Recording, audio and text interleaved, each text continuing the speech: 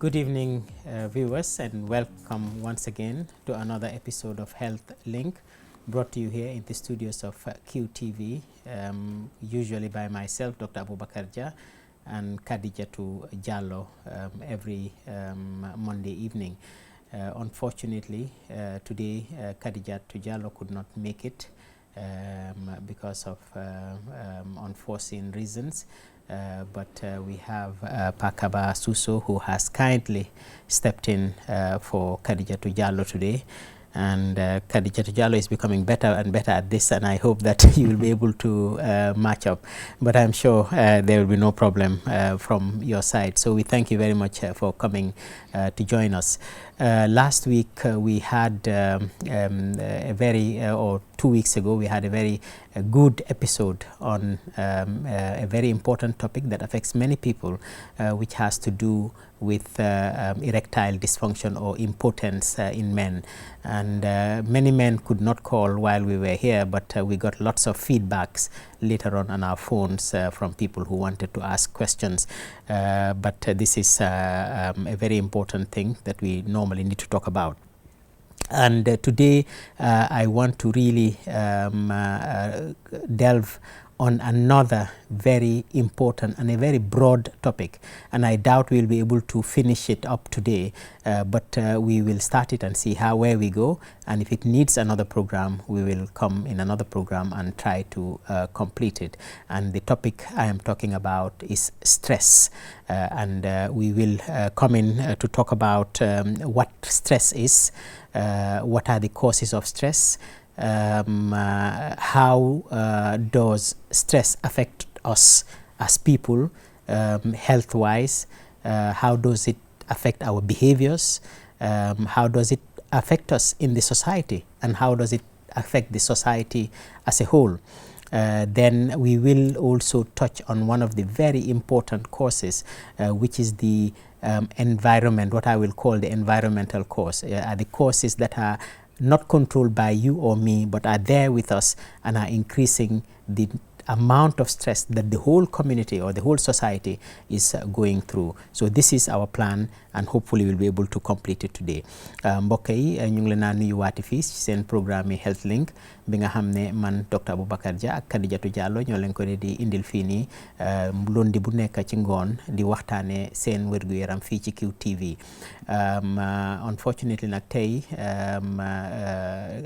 Khadijatu si boppam dafa xaw a tawat tuuti soo munta ñëw moo tax Pakaba Suso dimbale nañu ñëw pour nga xam ne duñ miss programme bi nii, so ñu ngi ko gërëm bu baax a baax si ñëwam bi tey. Week bële passé nag luñ doon waxtaanee moo yoon télé ci góor yi, nekkoon na nag topic bu am importance boo xam ne ñu bëri amoon nañ ci ay laajte yuñ cee laajte, te am na ñoo xam ne nag duñ dee bëgg a waxtaanee li ci télé bi, moo tax ñu bëri koolu ñoon ci télé bi, waaye buñ fi demee ba jógee amoon nañ ay kool yu bëri yoo xam ne laajte yu bëri génnee na ci. Waaye tey tamit indiwaatil nañ leen beneen topic, mooy lu ñu ooyee stress. su ñëwee nag ci programme bi dinaa leen wax lan mooy stress si boppam, lan moo dee di waral stress, dinañ dugga tamit ci su stress demee ba am yan mandarga la day joxe ci yaram bi. Suñ ci jógee dinañ dugga nag ci benn ci lu dee sabab stress bi si boppam, nga xam ne boobu noonu ñun ñëpp kenn mënu koo daw, parce que soo nekkee si dëkk bi rek, dëkk bi am ay mbir yoo xam ne di nga ci amee stress, mu neex la mu naxadi la, ñu dugga ci yooyu noonu tamit seet nag naka lañ koo fanxee. fooguma ne nag si programme bi tey rek dinañ mun a waxtaanee lu ma wax nii yëpp, waaye dinañ jéem ñu def si luñ cee mën a def tey. su nekkee soxla na beneen programme suñ ñëwatee ñu continuer ko. kon nu maa def rek mooy dinaa bàyyi Pakaba moom mu nuyoo rek ubbi programme bi tamit ci Mandinka, den ñu door a mun a continuer. Pakaba, thank you.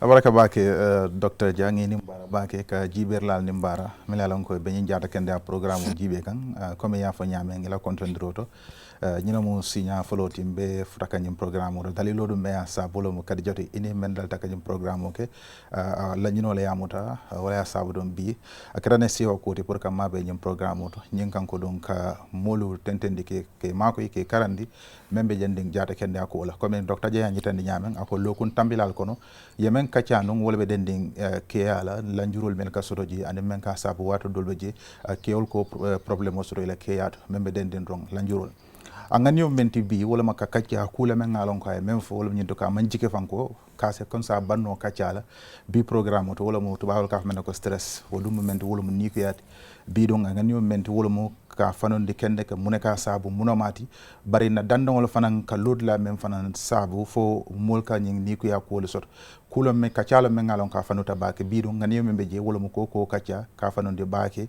pour nyen ka ko no mol sa ko faham kende docteur. Thank you very much, Pakaba. So we go into the topic straight away so that we don't waste any time. So what is stress? WHO defines stress as a state of worry or mental tension caused by a difficult situation. So any difficult situation can cause us stress. So for instance, if we lose a loved one, that is a stressful situation. If we are involved in an accident, it's a stressful situation. If today I know I cannot afford what I will eat later on, it's a stressful situation. So any situation like that that causes mental tension or a state of worry is what we call stress. And therefore, if we think about it, really, all of us go through stressful situations, and it depends on how one person responds to it. Some people can respond to it positively, and the stress does not continue affecting them, while some people have a difficulty in responding to the stressful condition, and it makes a very big difference on how it affects the person who is undergoing that stressful condition. So different people react to it differently, but this basically is stress, and therefore every one of us know that we undergo stress, and unfortunately, as the world is developing, as any country is developing, the stressful situations increase, and when we come to the causes, we will know why the stressful situations increase. mbokk yi lu ñu doon wax rek mooy pour jéem a faram-fàcce stress boobu ñooy wax ni mooy lan. man nag xaw ma baati stress ci olof ci boppam, waaye dinaa ko faram-fàcce. Stress daal mooy jaaxle, mooy koo xam ne daal dafa am loo xam ne daf ko jaaxal, wala ñu ne koo xam ne dafa am coono, wala koo xam ne xelam dalut, ñàkk a dal xel. man foog naa ne loolu daal moo gën a jege lu ñoo wax stress, mooy ñàkk a dal xel boo xam ne dalut. te lu dee di waral xel bu dalut bëri na.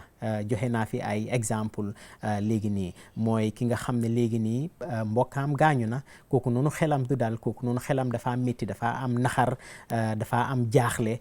koo xam ne tey toog na xam na ne man de lu ma añee ëllëg aw ma ko, wala lu ma jox suma doom wi ñu lekk ëllëg aw ma ko, kooku noonu jaaxle dina ko dugal. loolu mooy stress.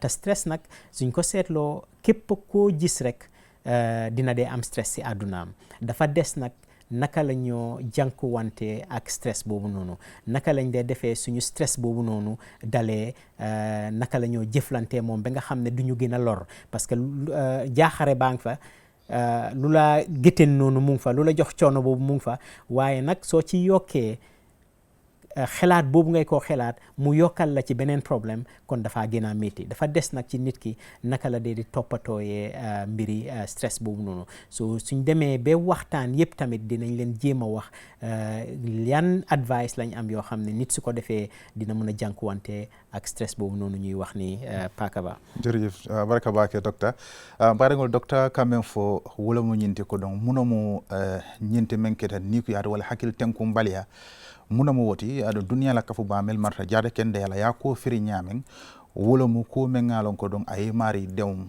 wokola fanan donc aya sababu fote mari donc hakkilo man tenkunno aɗon mel ko wulu wala ɓe dendin ron misal fi ni sunuta wala fango ɓe alhaalo me yalon ko fa ila suula ko ema jarano ñil be mu dalilol men ka sabu wato dolɓe ji mari hakkilo boka tenkunno e hakkilo niyo so tari torari wala mo kuti men ngalon ko don duniya la kafu ba mel mata jata kende yala ya firin ko wala mo don hakkil tenkum baliyade aɗon kuula men ngalon ko mobuka karno wala katum kuula men ngalon ko ɓe dendin ɓe dandangol mel kono sunulu anin ni ko ya kuul kata fanam fo ɓe men kono kol ya kuulu wol fanan ka wulule bari fanan do yamaro fanan me alon ko don abe nala men membe dendi wala molbe fam mako no la nyaadi wo ko la fanan nala te kan ibe sim fanyal men tala pour que fam bondi wo al haloto nyaata do man den docteur bena wol kol ko ne ko seniyende. Thank you very much, Pakaba. So we come quickly to the causes. What are the things that can cause a person to have stress? And I'm going to divide it into five causes. One cause can be from the person himself. The person himself can cause the stressful condition for themselves. And I'll give you some examples as we go along. The stressful condition can come from the home environment, where it is a family issue that is bringing in a stressful situation, and it can be, you know, from any member of the family, or even the way the family itself is being run can bring up a stressful situation inside the family.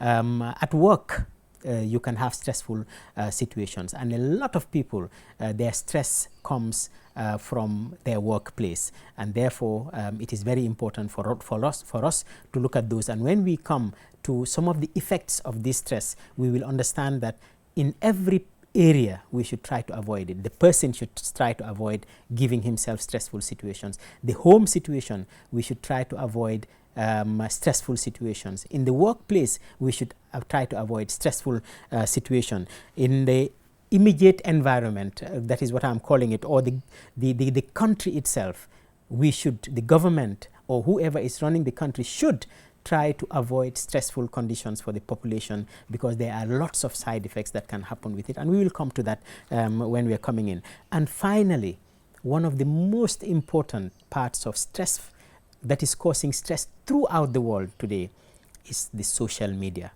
And social media is a lot of cause of stress in the world, causing a lot of damage to people, to families, people even losing their lives through suicide because of the effects that the social media have on them. So these 5 things are things that can lead to stress. When we come back, I'll give you one example of a person that is causing stress for themselves before we move on with this program. Mbokk yi lu ma bugg a dugal léegi nii mooy stress boobu ñàkk sa xel dal, ñàkk dalum xel wala jaaxle fu bëri la dee jógee, waaye dama leen a jox juróomi place yoo xam ne foofu la dee di jógee. Benn mooy nit ki ci boppam dina dee di jëf ay jëf yoo xam ne moo ko indil stress boobu noonu ñuy wax. Yenn yi dina jógee ci biir famille bi, waaye mooy ñu la jegeñ ci kër gi. Am na yu bëri yoo xam ne daf dee di xew ci biir kër yi, diggante nit ak nit, wala naka la kër bi di demee, naka la ñoo doxalee kër gi, ba nga xam ne dina indil ñu bëri stress ci biir kër gi. Ci liggéeyukaay bi tamit stress dafa dee mën a ñëwee, te am na ay mbir yu bëri yoo xam ne tamit daf dee di mën a jógee ci liggéeyukaay boo xam ne daf dee di indi stress. Lu tax may wax lii nii yëpp mooy ne fu ma ci tudda rek ci juróom yi nii war naña seetluwaati foofu noonu, seet naka la ñoo wàññee stress bi, parce que su ma dugalee ci yéen su ma ci duggee ci stress lan la moo def ci biir yaram, dinañ xam lu tax ñu war koo wàññi. So nit ki war na koo wàññi, famille bi war nañ koo wàññi, liggéeyukaay bi war nañ koo wàññi, dëkk bi ñuy doxal dëkk bi mooy nguur gi war nañu jéem a wàññi stress si nit yi. Ba pare tamit bu ci mujjee boo xam ne moom laa bëgg a wax mooy lu ñoo ooyee social media. Ñi nga xam ne nag jànguñ nuñ ko mën a waxee rek mooy lu demee ni WhatsApp, lu demee ni TikTok, parce que ñu jàngut ñi boobu la gars yi di gën a use, parce que yooyu noonu ak Facebook, nga xam ne da ngaa gis yow yaa ngi ci sa tunda, yaa ngi ci sa village, yaa ngi ci sa dëkka, waaye yaa ngi jëflante ñoo xam ne ñu ngi fu nekk ci biir àdduna si, yaa ngi dégg ay xabaar yoo xam ne ñu ngi fu nekk. Naka ngaay jëflanteeg xabaar boobu noonu tamit mun na laa indil stress. te si àdduna si léegi nii man ci suma foog mooy ne mooy lu ëppa lu dee di indil nit yi stress. So ni ñoo def léegi nii rek mooy suñ ñëwatee dinaa leen wan exemple nit koo xam ne moom moo indil boppam stress, ñu door a nag dem continuer ci stress lan la moo def ci biir yaram bi Pakaba. Abaraka bake docteur mbaɗigol docteur kamen sennende doron wala mo hakkil tenkum baliya wala nikuya aka soto bundal mel to aya ñitande ko bundalolu a solle dinoñin tembe melyalon ko walle ko sabu ada folota men na jama hakkil tenkum baliya wala nikuya folo aka sung ite mari fawol la e kaye kule ke wala e simfa ñalle tay melon ko fawol sababu tala wato dolbe jew ka hakkil tenkum wuluno ite mari yele al fulan jang fanan ay même fo wolum na suwol kono na dimbayal to wato dolbe jeng ka bi goto fanan ne fonni melbe sirin no banna badi mo sutungol ba wowaat je fana mu dinkiral te mengalon ko aka hakil tenkum baliya wuluno aka don nikuya fana wuluno woto mudulalte fana me yalon ko ay hakil tole fana nyinin ka baake pour nyin kanko kana nyo detendi kana nyo hakilo tenkum baliyandi docteur o fana ko endi wokola fana anata fana ko ni wota suwol ko no kata do kudlal ako do kudlal fana mu dinkiral te me yalon ko mo ka hakil tenkum baliya sodonoji ado aka nikuya ko sodonoji hakalante don do kudal se tarino alhalo mento anin kenya do to wala kata kumata baake ko kute bete mario hakilo tenkum baliyandi nola wala do abe niyo kuyandi nola jam fala wakola amanda woto fanan atenten taka ko indi fanan ko adinkira dol fanan ka sa bole be den man sakunda la wala mol be momo be marring banko la marnyala kumata bakele ije banko ko kenya la mengalon kate sababu la fo molte ni ko yani hakil tenkum baliya soto la je docteur fanan ko indi bake katu fanan ka sababu le fo mol ka hakil tenkum baliya soto no je wakola fanan iniyo ka de mbake bunda lulu njango ni wolom ni jaman la banta bati jamal ya social media la docteur fanan ya ko indi ko bi ni be dula fola men ka sababu bake mol la ni ko ya wala hakil tenkum baliyala o moni social media te membe ko Facebook membe ko WhatsApp membe ko TikTok ani Instagram ne dula to malto mengal ko kibaro ni londo men ka jije dandula tala sembo warta bakele woto nyil budula let mengal ko mo jamal kan yiko ya soto ji ani hakil tenkum baliyala docteur fanan ka be na ka ku dinka bake dalilol dum wala mantora kolu aka men wulu hadaba dingo nyaato do mande mena ko tol ko fanan fanu docteur. Jerejef, thank you very much. This example I'm going to give happened to me just, I think, yesterday evening, or day before yesterday evening, if I remember very well. And I was sitting down and a call came in and somebody called me. I don't really know the person very well, but the person seems to know me. And he called and said, Doctor, I'm undergoing really very difficult situation and I need your financial help. And the reason why I need your financial help is that I had a naming ceremony. I had a child. And because of that child, I went to my workplace and took 3 months' salary. And that 3 months' salary, I spent it on the naming ceremony. And now I don't know how I'm going to feed my family next month and the next month and the next month. And I thought about this. And I said, look at this man now. He has spent 3 months' salary on one day, on maybe clothes, maybe food that is feeding people that don't actually need that food. A lot of the people that come to that naming ceremony, maybe they don't even need that food. And now he's going to stress himself for 3 months now coming that how to feed his family.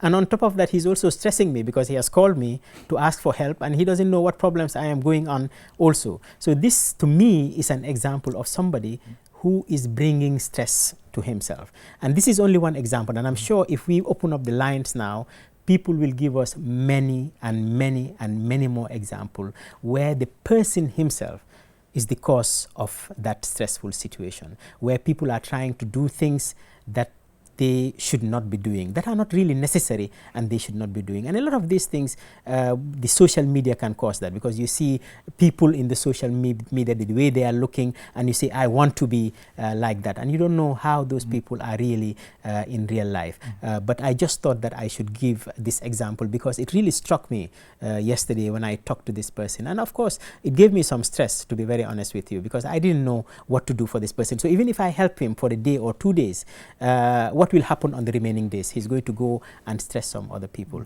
just because of one day of trying to do something that is of no use to the child that is born, of no use to the people that have come and squandered that, and of no use to you yourself and your family. And I think we should think about these things so that we don't cause ourselves stressful situations unnecessary. Mbokk yi lu ma bëggoon a joxe rek exemple bi lii lu ma dal la man ci suma boppa barki démba ma toog am ku ma woo kooku nag man nag wax dëgg yàlla xaw ma ko bu baax wala sax xaw ma ko moom call na ma rek ne ma docteur man nangam laa tudda waaye dama soxla sa ndimbal parce que dama nekk ci situation boo xam ne daal bu métti la lu xew mooy ne dama amoon ngénte boobu nag waral na ma dem jëli suma ñetti weer lu ma war a jot ñetti weer ci suma liggéeyukaay ma dem jëli ko foofu noonu ma defee ko ngénte bi léegi nag lu ma dundal suma famille bi sax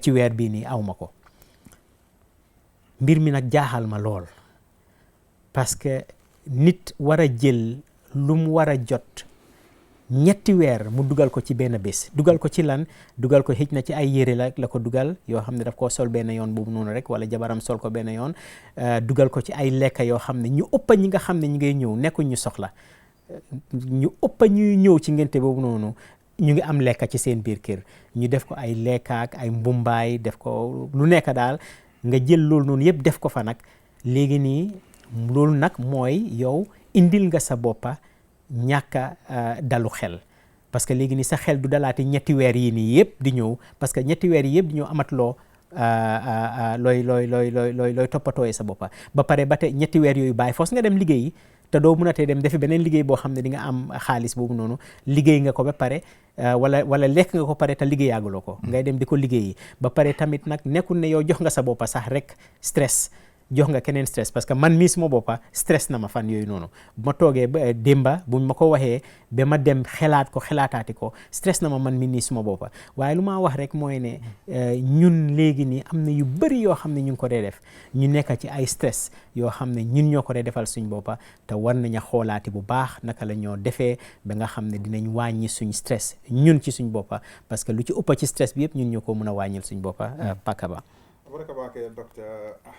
docteur kam ñitandi san wala be dendi dron hakil tenkum baliyala wala ni ko ya ndel fanka sungala ñamen ada manke ko merenti aka modole ya kili aka malum baake bar wo ya kilile kala sunoni ni ko ya ñitan dala ka fa ñanta kulliyole sotola adon ayala kare saba de paso bele ala kare saba kare fa jobele ta ka dundi wo kulliyo kono adon anata ñitan dala ka sulata de maro la ka to ñin temben bulobe jaren docteur ko don wo dalilo kan wo ya ñitandi ko tonya ni ko ya ne hakil tenkum baliya ntelle ko wuluno ka to niyaji bo mutile kelin tiñara da malet asa keno fan amande nano na fa baaki mel fanan kana wol fanan burat dal kono fanan kana amul fanan na fa baaki bare ajibe ay kolya ko wulu ay ni ko ya men wulu ite marié ite ñira ñin kari sabol be e ñantela dimbayal balondilal ila tani nani dimbayal la sula ko e ñantol topoto la sa fo se boring ye fan niyo tora ye mo ko tan fana niyo tora comme amari docteur fango ya ñitande ko kaw fango ya ta fango dewne ana ma ko tilikilin tilifula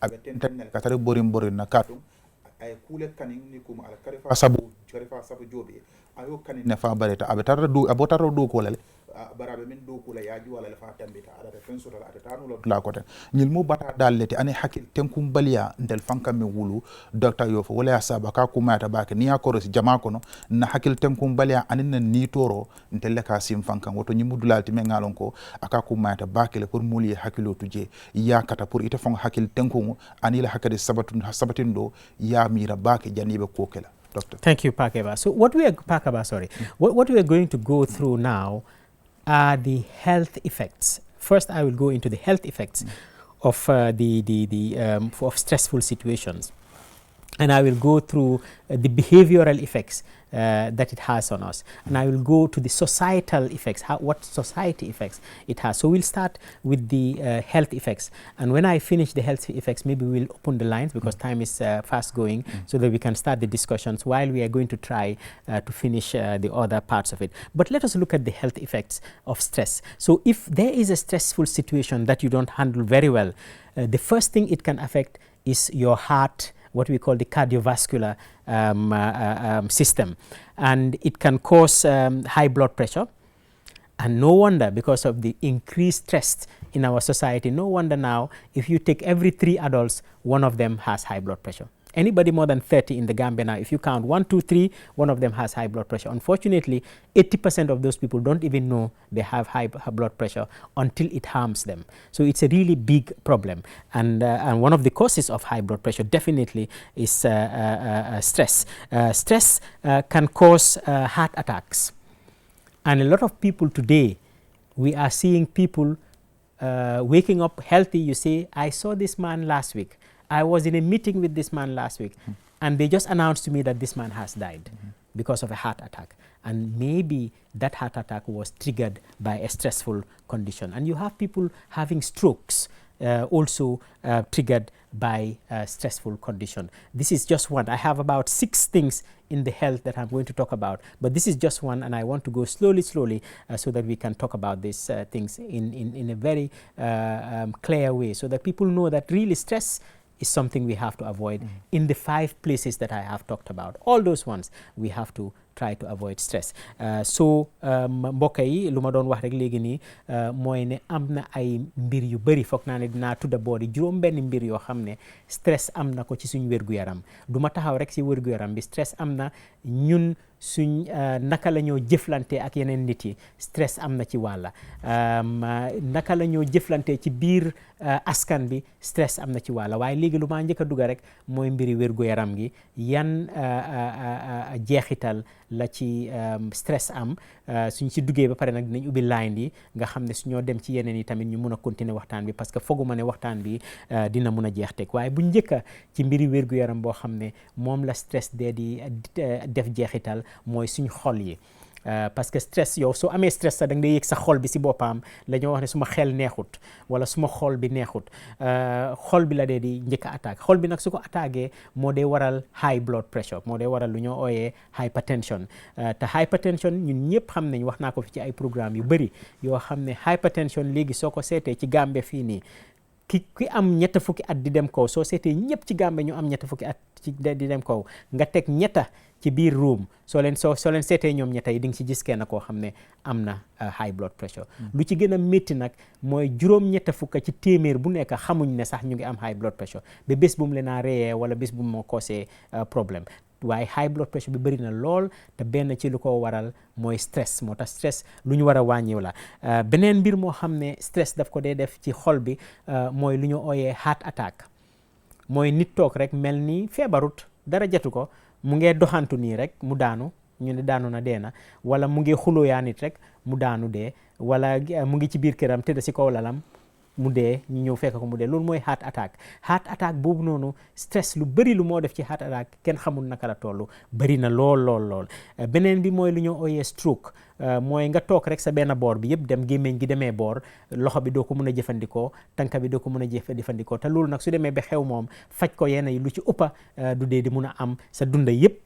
Noonu ngaay demee léegi nii, te soo moytuwut sax su la dalee nga ñàkkee si sa bakken ci bés boobu noonu. Te loolu lu ci ëppa stress bokk na li nga xam ne moo ko dee def. Moo tax su ma duggee si yeneen juróom-benn yi ba mbem jeex, su ma leen waxee ne juróom yooyu noonu yëpp war nañ koo xoolaati bu baax a baax seet naka la ñoo wàññee stress ba nga xam ne du ñu jox problème yi nii, dinañ xam ne loolu kon ndekete lu am solo la pour def paka ba. Baraka bake docteur mbarigolu docteur kame ñitandi wolo mu hakkil tenkum baliya wala ni ko ya memo stress ti tubab kangoto aka montora kol men wulu marié jaada kenda karola a wota woto ma fangale senendi la ako hakkil tenkum baliya wala ni ko ya wala stresso ako jama don atel ka sababu men wala ñinde ko don si so juso don ake batandi juso to le ko je wato dolbe je juso wuli don ay sele adu ni wo keta day ka jele ko mari se yelo fon se sele non ni yelo sele ta don jama akana lanjuro wuliye ila jata kende ada jitandi fon ko niya jibe kiskis roya nyitandi nyim banko kan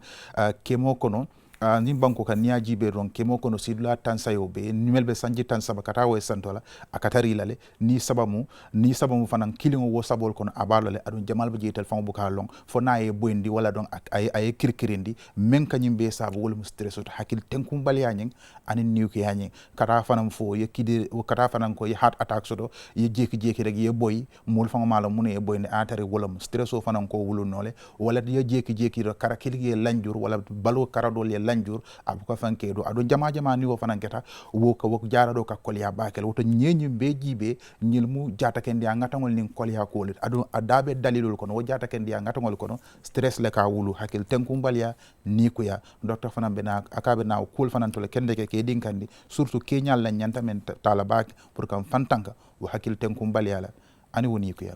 Thank you very much. The remaining ones I'll try just in the interest of time to say 2 by 2 so that we can try to finish them before the time is up. But I would like the team to open the lines now on 501 I think it is 5050505 yes 5050505 for anybody who wants to call in and contribute or ask questions about what we are talking about today. I think it will be very much welcome. Mbokk yi kon lu ma bëgg a wax rek mooy ne dinañ continuer waxtaan bi lu ci des nag ci jeexital yi moo am ci suñ wérgu yaram dinaa ko def ñaar nga xam ne dinañ ko gën a mun a jekkali balaa programme bi di jeex waaye képp ku bëgg a call 5050505 mun ngaa call ñu gën a yokk waxtaan bi pakapa foog naa ñu wax loolu ci man ni ka balaa ñoo continuer. Baraka bake docteur quand même fo comme be tenten na kacalal bara ñin tembe mbala fi la fananka ko mbala fi la ka julol yele sahin bo ñin kanko al sen kilino ka lamiral ni ñin karu soto membe dending bi wala dala ka to wala da ñin fanuta baken memo hakil tankum balani ni ko yati mel ka wulu anaka masi bol fanan kolya kolu mel wulu mon la jata kende yato silang julol yele tale momo don lafta sa killoke ñu numéro le mengalon ko docteur yobole di kan bota nan wala di kan ten amanke ko mérite. Thank you very much. So we're going to two of the other health effects of stress. One of them is reduce hello, it seems we have a caller. Hello. Yes, hello caller. Hello, you are on QTV. Hello, na nga def? Hello. Hello. Hello, QTV. Hello? Yes. Hello. Hello. Hello, yes. Can you listen to your telephone? Ye la telephone moy. Hello. Ebe la moy la telephone wala kan la moy tele la. Okay. It seems we have lost that one, but we will stop anytime we have a caller online.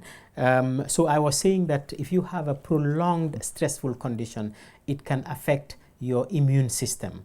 And that is that you will not have good immunity, so that any infection can get into you and can get powerful into you because your immune system has gone down. It is well known, it is well documented scientifically that prolonged stressful condition can cause a loss of your immune system. The other one that I want to talk about is your digestive system, how you digest your food. If you have even you know that, if you are angry or you are very sad, you cannot eat, or when you eat, it doesn't digest very well, and the digestive system can be affected. Hello, jaama rek.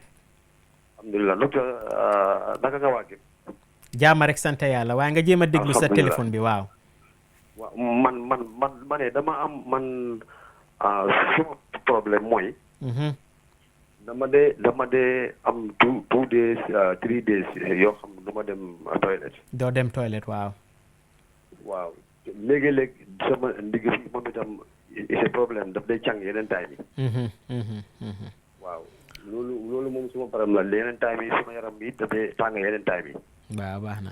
waaw boobu noonu nekkul suñ topic tey, waaye lu ma laa advice mooy nga dem seeti sa docteur, because ñaar yooyu noonu dañ ànd, digga bu métti beeg buy càng bi ak ñàkk dem toilette ànd nañ. am na loo xam ne bokk nañ te loolu noonu lu ñu war a seet la bu baax a baax.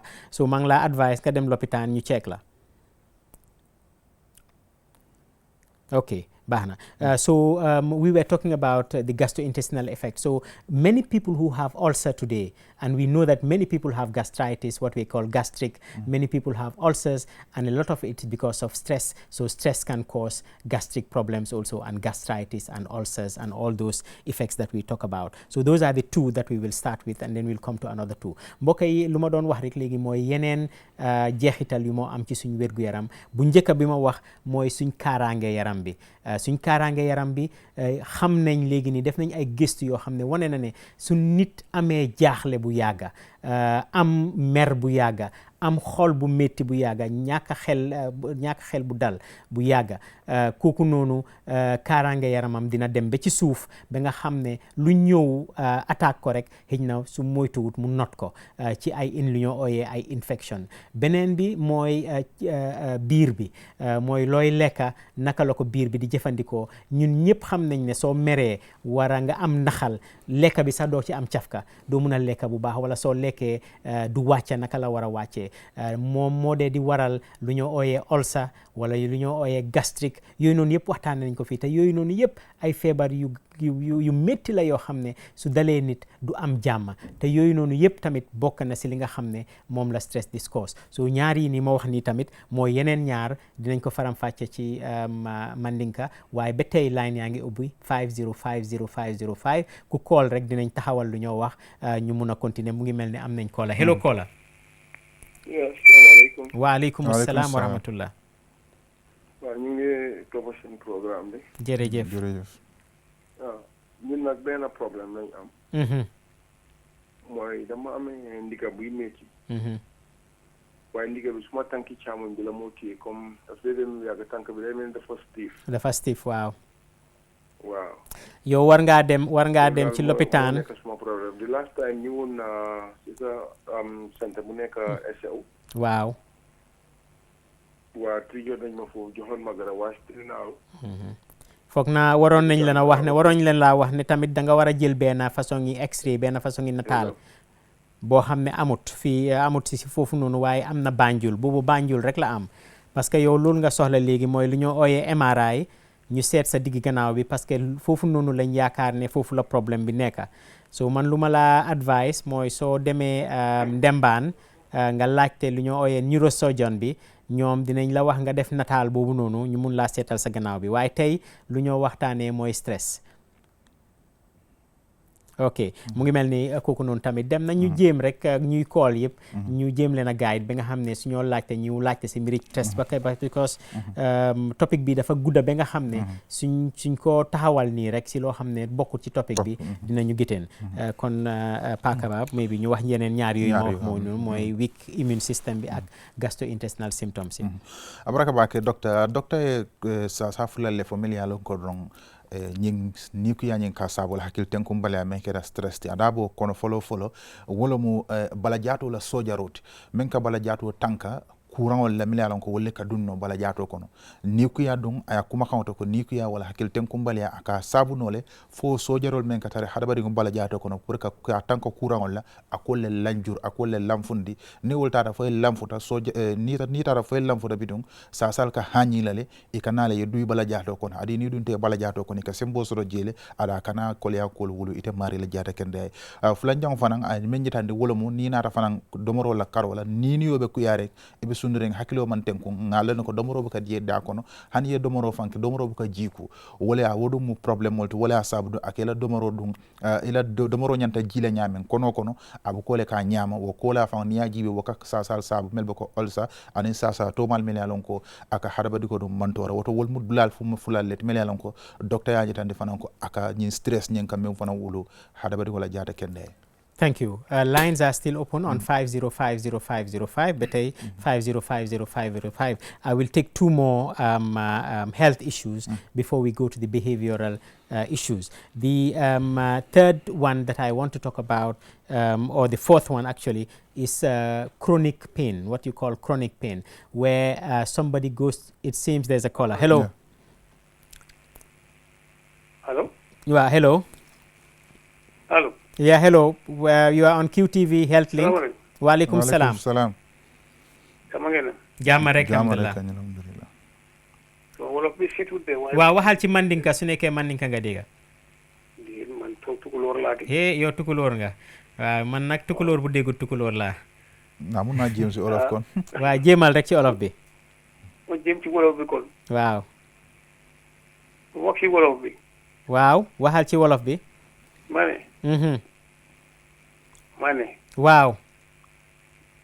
Man li may jàmbat moo de ne. Waaw may jàmbat. Waaw. Man su ma demee dispensaire. allo I think we've lost that caller.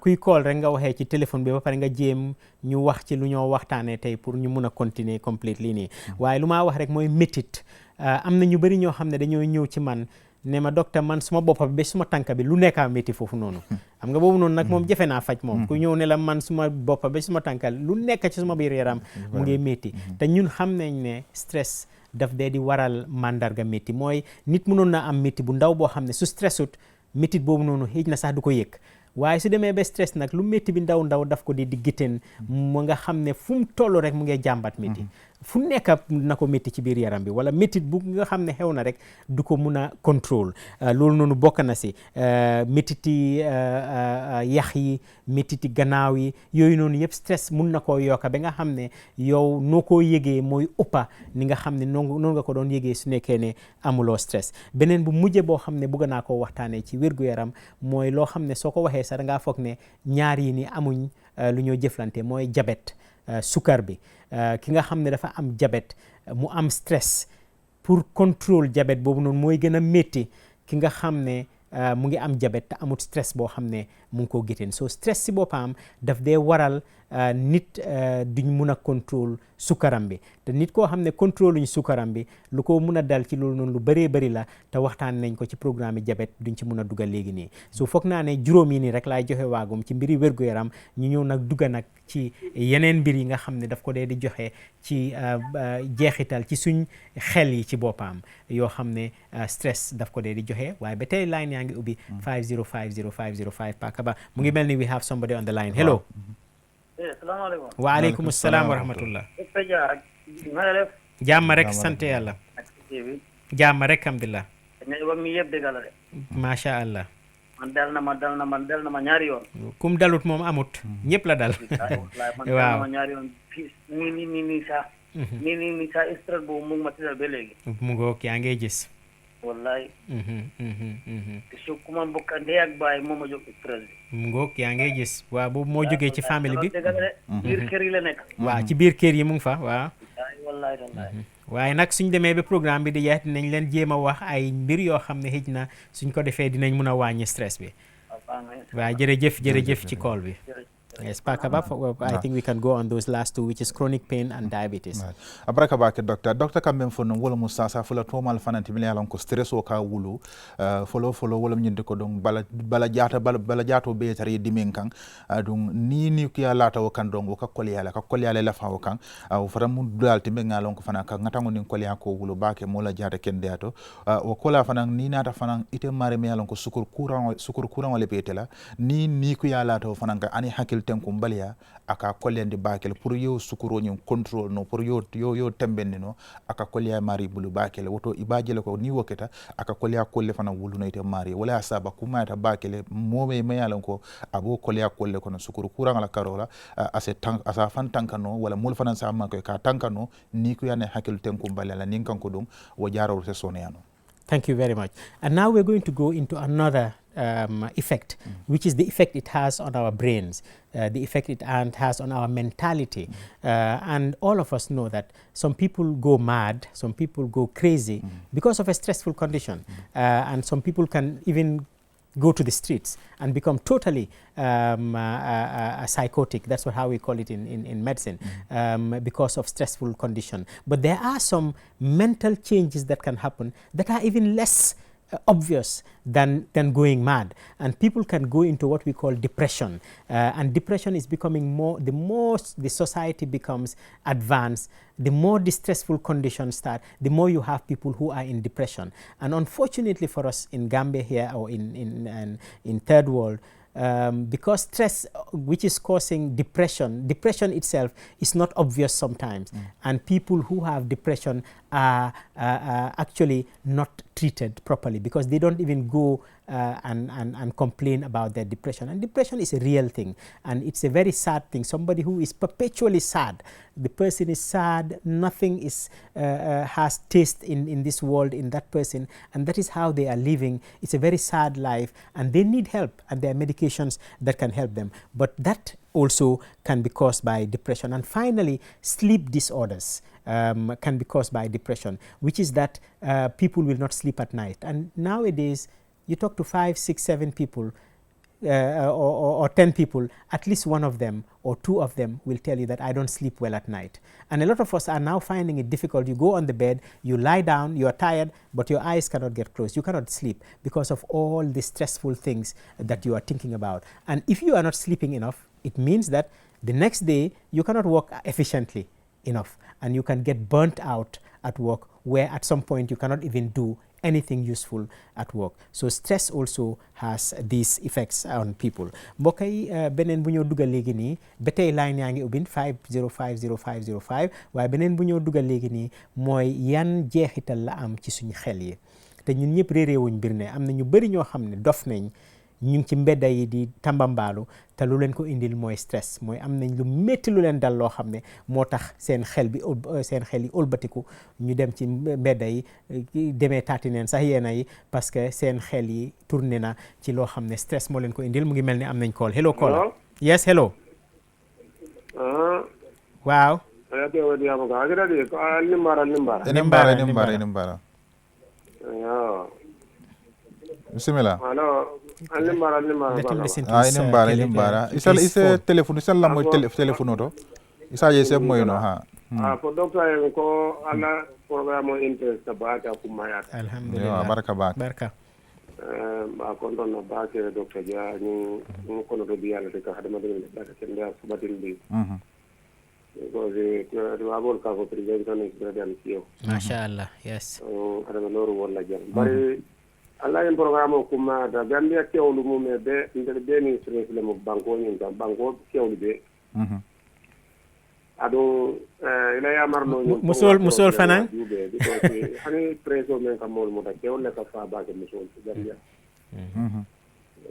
Aka ku ata di hani ya warta di ko ci pol ka sia ke kunna. Musol ma ko bu ka fa da bar Gambia di kewle ka fa musol.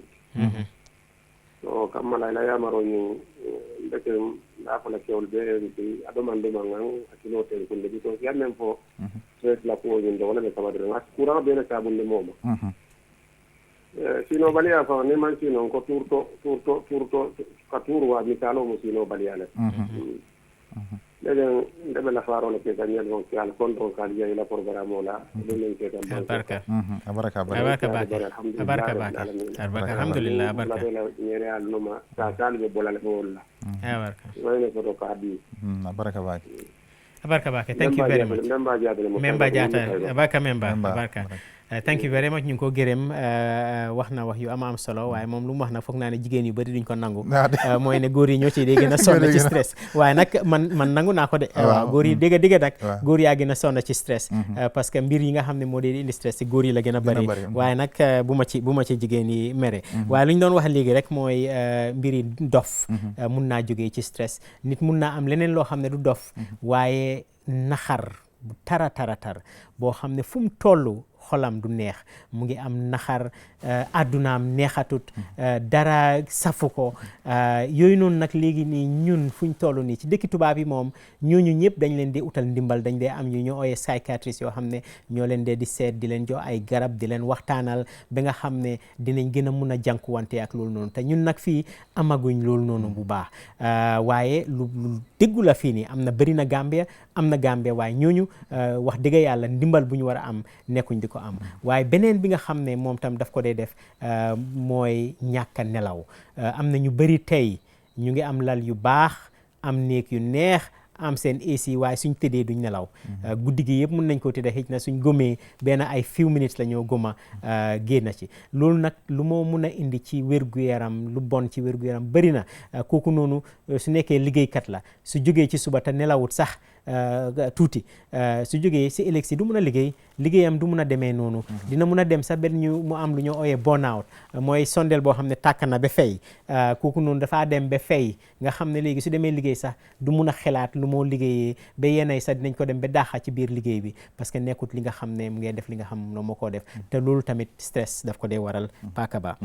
abaraka baake docteur barigol kadula kumari bale fo ni nata donc stress kam wulu ni ko yañing kata hakil tenkum bale bale kam wulu ni nata hada hakile ma ala karo la ite ma am aka mo ko tourner ni nyamen wato dolbe je do fo e hakilo ka du nyoko non dolbe je fo ka nyama to dolbe je be yufu ya fala silo kan nyim be mu kullen men ngalon ko stress le ka azda dabe sababol kono men ka wulono adon stress la dinkiral falle le men alon ka soto do wolde mel se sababu no suwol kono mel se sababu no te mari fangle mel se sababu no social media do wole so be keno wo kola fanan don hana man don hakili du nyo ke hakilo be du nyoko no mari na labang mote faham no baraka même fanan wulu wolum sino baliat mari fankata le rarange kende ya rarange tari diare ndula be tari sumayari barite mare buka sino no ñi be mu ni ko yalati ñi même ko kulti men ngalon ko stress ka sabu kata fanan fo ñi membe dendim fana hakilo ite mari tari sunuri ndron ite mari tari niyo tari ku yari ndron ite buka kontanno ñil mu problème mollet men yalon ko niya kiskisi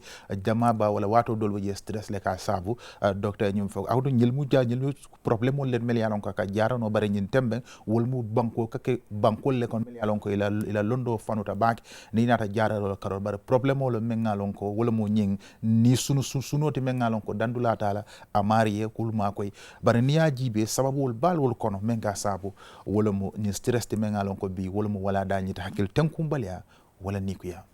Thank you very much. There are lots of other things. You know, this topic is just becoming interesting now, but it is something we'll have to continue. I've just been told that we are fast running out of time, and we are just about 5 minutes to the end of the time, and I don't want to open any big topic without talking about it. So I'll talk about only one thing, which was going to be the last thing I talk about today in terms of the effects on the person. We have not even started talking about the effects on the society yet. We are just talking about the effects on the person, and that one we have not completed yet because we have not gone into the behavioral changes that it can make on the person. But what I will do now is I will just mention one very important effect, and we talk about that before the end of time, before we close the program. And I promise you, when we come next, we are going to complete these effects on the person. Then we will talk about the effects on the society, and if we can, we now talk about the causes in the society. If we cannot, we'll leave it to another program. So the last one I want to talk about today is reproductive health issues. Who would have thought that stress can cause reproductive health issues? But it is real. It causes reproductive health issues, because we talked about impotence last week, and we told you that a man who is stressed may not be able to perform sexually.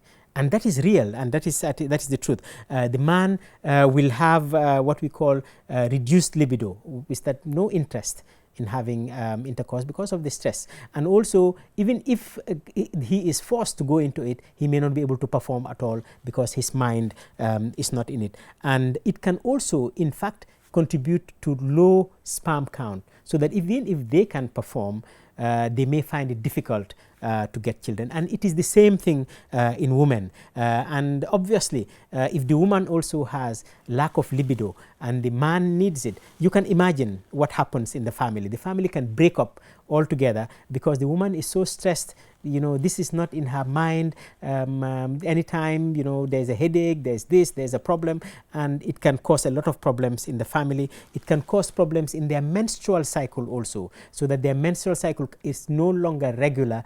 And if you really trace it properly, you will trace it to stress. So this is the last one I'm going to talk about, which is the reproductive health. But when we come back next time, we are going to talk about the behavioral changes that it can cause in people before we talk about the societal changes that it can cause. But I just want to remind you to think about those 5 things I talked about: the person, the family, the workplace, the country governance, and the internet issues. And we know that we have to really watch how we deal with those things so that we don't get stressed, because stress is a real thing and it is a really harmful thing. Mbokk yi bu mujjee bu ma waxtaanee rek parce que duñ ko mën a jekkali tey ci nit ki sax yan jeexital la dee am si moom jekkali waaguñ ko balaa ñoo ñëw ci askan bi yan jeexital la moo am ci moom. Waaye bëgg naa wax benn rek parce que wax nañ ma ne léegi nii wax naa beneen 2 minutes, foog naa ne lu ñoo am léegi sax du ëpp 3 minutes. waaye bu ñoo waxtaanee mooy mbiri sëy.